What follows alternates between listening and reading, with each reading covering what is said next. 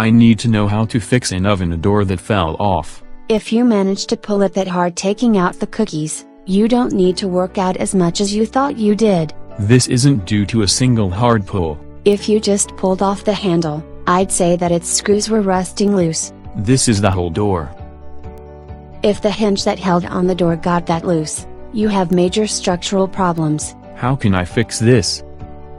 If the hinge screws weren't put in place tight enough the last time you took it off to replace the glass, then put everything back and make sure the screws are really tight this time. Assuming nothing new is broken.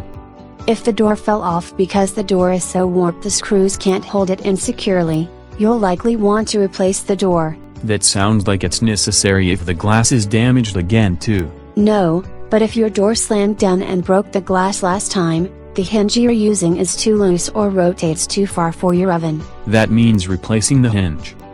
That's at a minimum. Some ovens have additional springs to help pull the oven door closed if opened a little or prevent it from opening too far. I think this is just a problem with the hinge. Older ovens have door springs, but my oven isn't that old. If one of the hinges came out of the frame, you can fix it by putting it back on all the way until it seats properly. And you may need to replace the pins or screws that hold it there. You're right. If the screws that hold it in break or shear or the pins that hold it onto the metal frame break, the door can come off. The process may take additional steps, such as the Whirlpool 465 oven requiring you to put the spring-loaded hinge assemblies in a preload position before you can install the door. Could the spring-loaded hinge assemblies cause the door to come off in the first place? That's rare.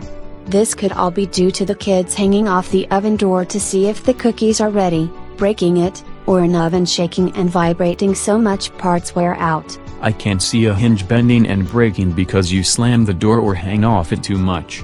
What could make an oven vibrate like that? A really, really bad fan or poor airflow from gas burners and venting. If the oven was shaking that much, I'd be worried about it exploding. If I had a gas oven, then you're probably looking at replacing the door by first pulling up and out to release most hinges, assuming you didn't pull on the oven in that regard and took the door off in the process. I'll check.